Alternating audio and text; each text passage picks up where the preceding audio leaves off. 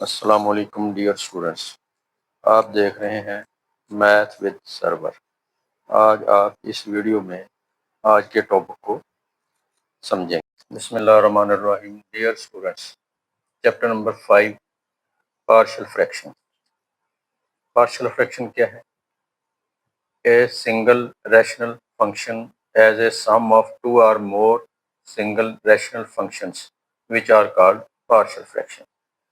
इसका मतलब ये है कि अगर हमें एक सिंगल फंक्शन दिया हुआ है फ्रैक्शन में, तो हम उसको दो या दो से ज़्यादा हिस्सों में डिवाइड कर दें, उसको हम कहते हैं partial fraction. Expressing a rational function as a sum of partial fraction is called partial fraction resolution. उसका हल जो है, उनको एक्सप्रेस करने का, उनमें जो कांस्टेंट यूज होते हैं उनकी वैल्यू फाइंड करके पार्ट्स में तब्दील करने को हम पार्शियल फ्रैक्शन रेजोल्यूशन कहते हैं। अब इसके अंदर दो चीज़ें हैं, एक है आइडेंटिटी और एक है कंडीशनल इक्वेशन, और एक है आइडेंटिटी। सबसे पहले देखें, an open sentence form using the sign of equality is called an equation. कोई भी ओपन सेंटेंस, मिसाल ओपन सेंटेंस होता है जिसके अंदर इक्वालिटी का साइन ना हो, वेरिएबल यूज हो। x प्लस वाई है, ये ओपन सेंटेंस है। x प्लस 3 है, ये ओपन सेंटेंस है। लेकिन जब इक्वालिटी का साइन आ जाएगा तो ये इक्वेशन बन जाएगी। पहले है conditional equation. It is an equation in which two algebraic expression are equal for particular value या वैल्यूज ऑफ द वेरिएबल। एक या एक से ज़्यादा वैल्यू के लिए जो इक्वेशन ट्रू हो, वो कंडीशनल इक्वेशन कहलाती है। सिंपल हम इसको इक्वेशन भी कह सकते हैं। जैसे ये सिर्फ एक ही वैल्यू के लिए ट्रू होगी, 3/2 के लिए जब आप 3/2 यहाँ पुट करेंगे, 2 से कैंसिल हो जाएगा, 3 इज इक्वल टू 3, ये ट्रू हो जाएगा।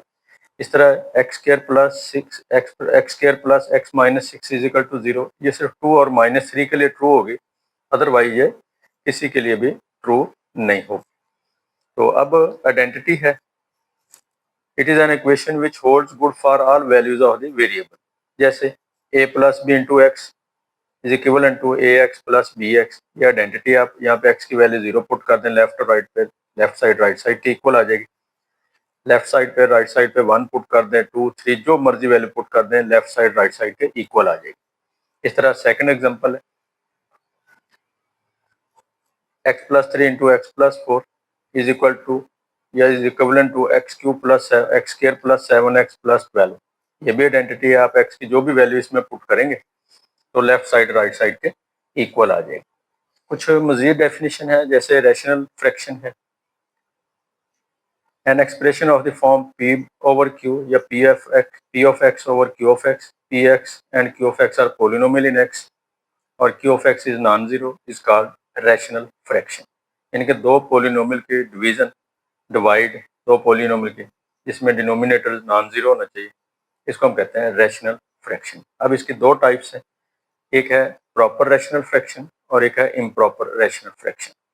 प्रॉपर रैशनल फ्रैक्शन में क्या है कि हमारे पास कोई रैशनल फ्रैक्शन हो, p of x over q of x, इसको हम प्रॉपर रैशनल फ्रैक्शन कहेंगे। Degree of the polynomial p of x in the numerator is less than the degree of the polynomial q of x in the denominator. इसका मतलब ये है कि numerator की degree denominator से लेस देन आ जाए। यहाँ पे देखिए x की डिग्री 0 है, यहाँ पे 1 है, ये लेस देन है, ये ग्रेटर देन है। तो न्यूमरेटर की डिग्री डिनोमिनेटर से लेस देन, यहाँ पे 1 है, यहाँ पे 2 है, 2 है, 3 है। तो ये सारे के सारे प्रॉपर रैशनल फ्रैक्शन कहलाते हैं। इम्प्रॉपर रैशनल फ्रैक्शन है, rational fraction p of x over q of x is called an improper rational fraction if the degree of the polynomial p of x in the numerator is equal or greater than to the degree of the polynomial q of x in the denominator। अब या तो degree इनकी same आ जाए, तो या फिर इनकी denominator की डिग्री न्यूमरेटर से ग्रेटर देन आ जाए, या न्यूमरेटर की डिग्री डिनोमिनेटर से ग्रेटर देन आ जाए या इक्वल आ जाए, उसको हम कहते हैं इम्प्रॉपर रैशनल फ्रैक्शन। जैसे यहाँ पे देखिए दोनों की डिग्री सेम है, ये इम्प्रॉपर रैशनल फ्रैक्शन है।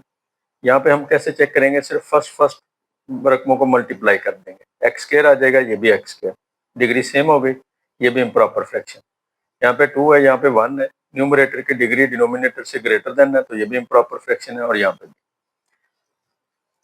अब ये जो इम्प्रॉपर फ्रैक्शन दी हुई है इनको हम प्रॉपर में तब्दील कर सकते हैं। कैसे तब्दील करते हैं? ये लॉन्ग डिवीजन हम एक एग्जांपल दी है 3x² + 1 / x - 2। इसको आपने इम्प्रॉपर रैशनल फ्रैक्शन ये गिवन है, आपने इसको प्रॉपर में तब्दील करना है। तो हम क्या करेंगे, इसको डिवाइड कर देंगे।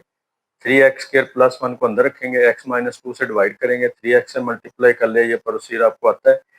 ये इसका कोशेंट है, ये रिमाइंडर है और ये इसका डिवाइजर है।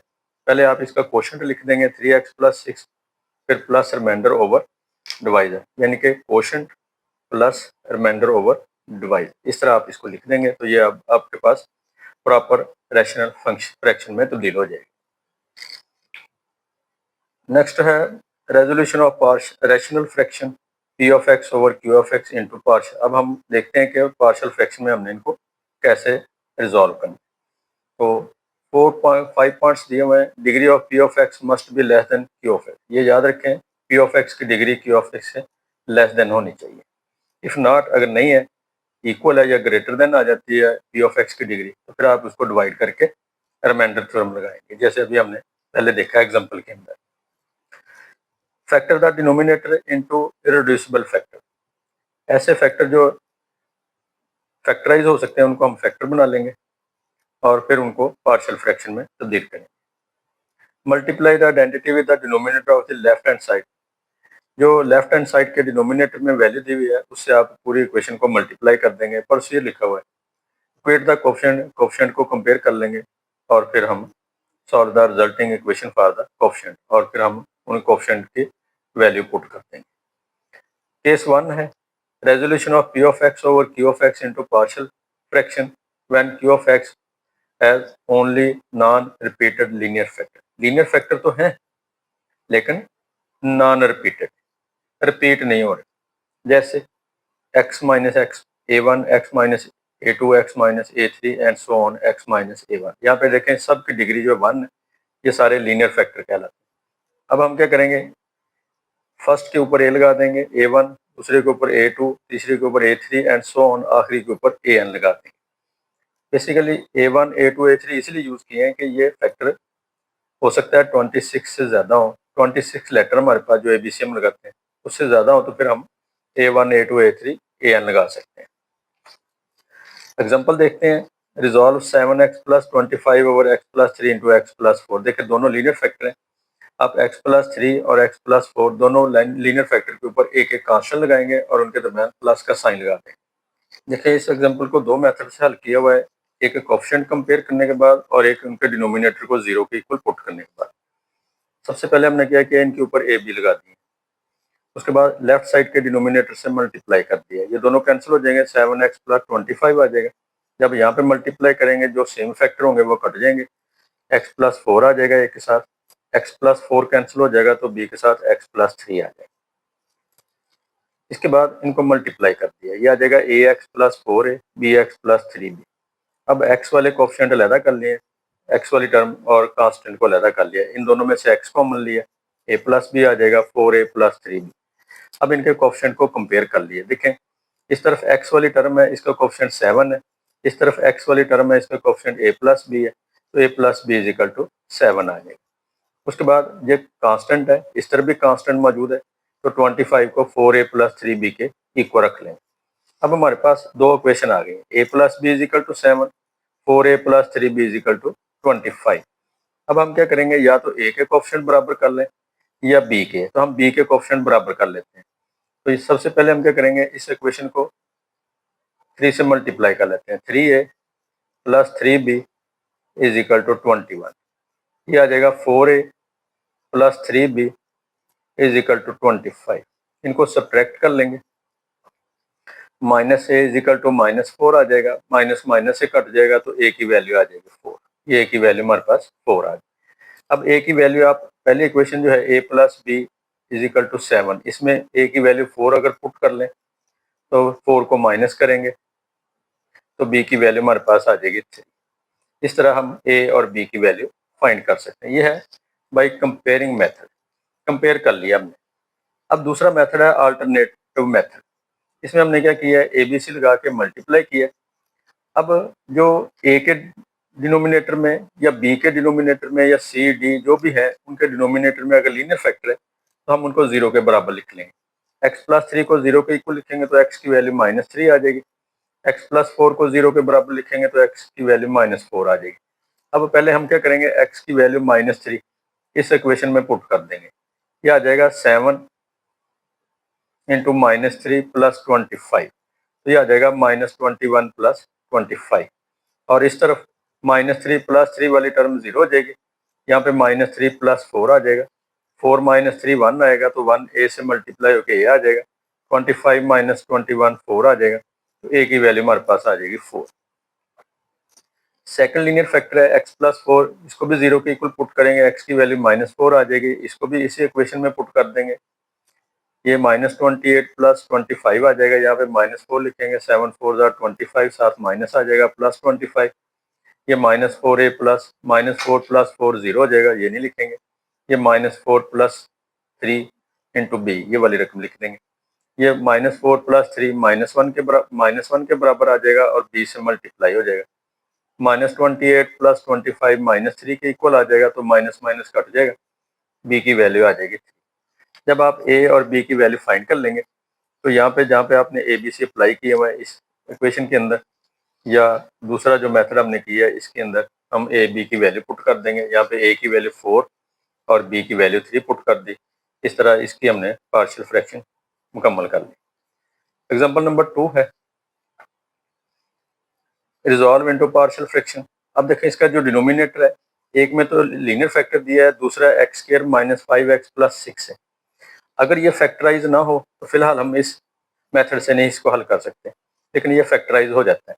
फैक्टराइज कैसे होगा, x² - 5x + 6, इसका पेयर बन जाएगा x² - 2x - 3x + 6, x into x -2 -3 into x -2, एक x -2 और एक x -3।